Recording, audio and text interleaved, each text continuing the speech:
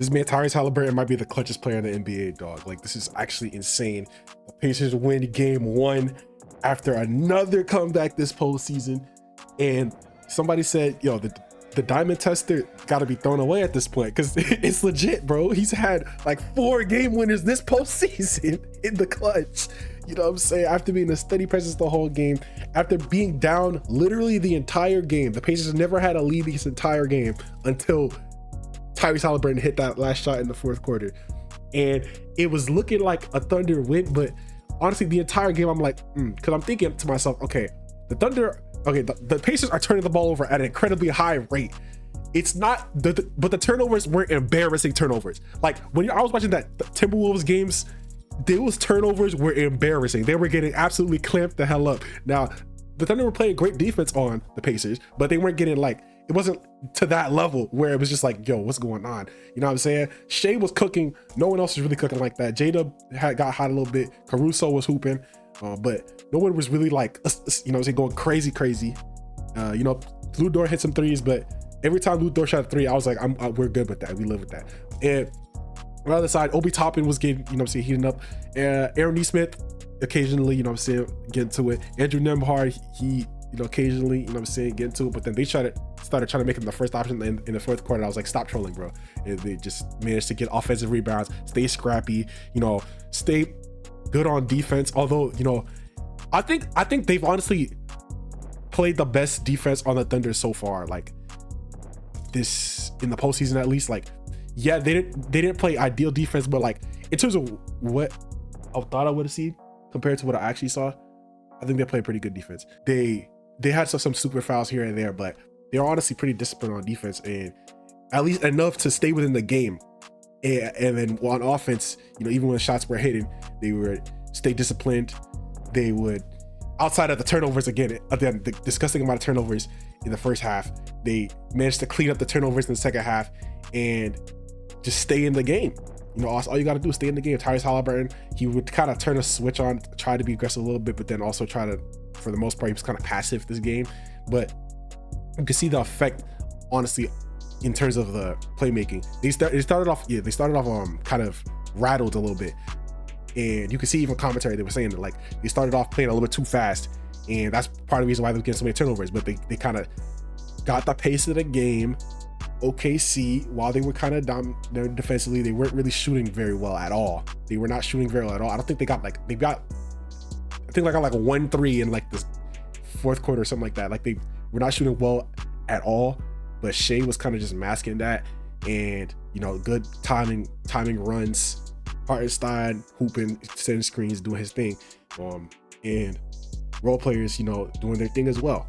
But again, Pacers just stayed in the game. They just, that's all I can say is they just stayed in the game with their possessions and second chance points, good effort, good hustle. TJ McConnell, at one point in the game, I was like, bro, if your name isn't TJ McConnell, Tyrese Haliburton, or Pascal Siakam, do not shoot the ball. Like, I beg, do not shoot the ball. But then Miles Turner, he was not hooping, but then he hit that 1-3, and then he hit that other side step 3. I was like, okay, Miles Turner, all right, my fault, gang, my fault. Your skill set is needed. Thomas Bryant hit that one, TB3 hit that 3. I said, okay, you know what I'm saying? They just these contributions here and there, defensively, offensively, rebounding wise, Benedict Mathurin, you know what I'm saying? Many contributions. They just stayed in the game. You know, they had more assists, even though they were turning the ball over so much. They had more assists. They was playing a more ball movement offense, right? And that paid off at the end of the day. Tyrese Haliburton started ramping up a little bit. Where I seen there was one possession specifically in the 4th quarter. I remember, I think it was like 5 minutes left or something like that, where someone scored on the other end, right? So he got the ball, right? He's rushing down the court in a manner. It was like the way I think he was like going up towards the right wing, speeding down. I'm like, if he going towards that side of the court and he's speeding down the court, he's not about to pass. He's trying to score. He's trying to get a bucket, and he got a bucket. I was like, okay, yeah, he's activated. We're activated. And then that got to the Andrew Nembhard stuff. But at the end of the day, you know what I'm saying? They gave the ball to Tyrese Haliburton. I don't even know how they got a 1-point lead, bro. Like, I don't know how they dropped it down from like a 10-point, or I think it was like a 15-point lead with a few minutes left, or like 11-point lead with 2 minutes left, or something like that. But I forgot what lead it was. But I was over 10 with like 3-4 minutes left, but I was like, this is a very winnable game. This is a very winnable game. And at the end of the day, they turned into a free throw game a little bit. Even though they were missing free throws, I was like, bro, Pascal, stop missing free throws. Miles Turner, he missed the free throws too. But OKC on the other side from Shai, I think Isaiah Hartenstein or Caruso, he missed the free throw. Yeah, and then they started getting free throws on the other end. You know, when stuff wasn't falling, started getting free throws on the other end. Andrew Nemore took tough shots. Bennedict Mathurin, you know, used athleticism. Pascal Siakam a little bit, and they just stayed in the game. Made it a free throw game a little bit. Then towards the end of the game, the defense turned up for sure. Playing defense without fouling. Shai wasn't getting as easy shots as he was getting earlier, even though he ended the game with like 38 points, whatever, how many points he ended. And then Andrew Nembhard, fantastic defense on that last possession. Was it Nembhard? I'm pretty sure it was Nembhard, right? Or Neesmith? I'm pretty sure it was Nembhard.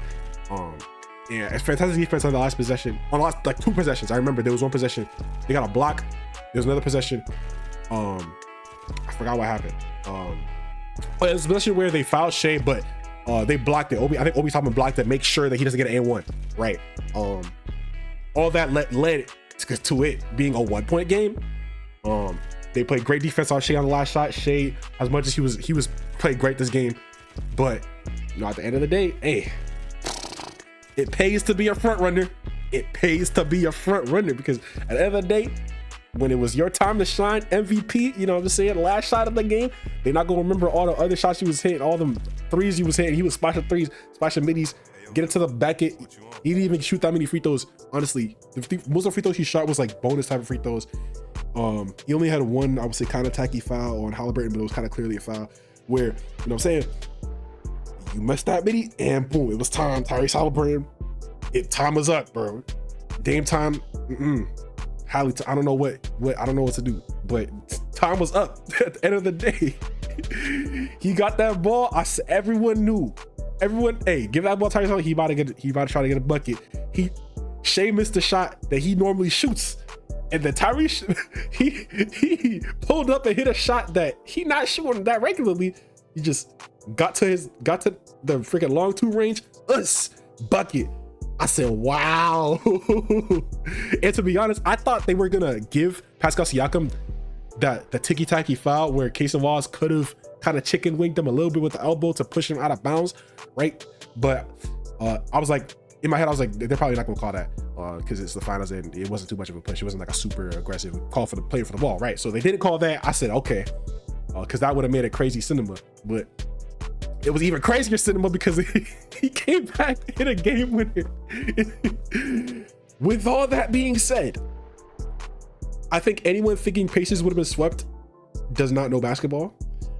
I said Pacers would have. I said the OKC in 6 for a reason, because OKC's going to lose at least 2 of these games, probably in most of these games, but at least 2 of these games. When I saw what happened with Denver, you know, that type of play style with Jokic in the pass first mindset, in the ball movement mindset, you know what I'm saying, taking smart shots, clutch player as well, will translate. I mean, obviously they're completely different teams, but like with what type of team that is compared to the Wolves, like, come on, bro, you know what I'm saying?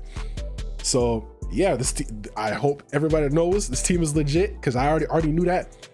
And this, like I said earlier, the series is finna be cinema. Yeah. Thank you.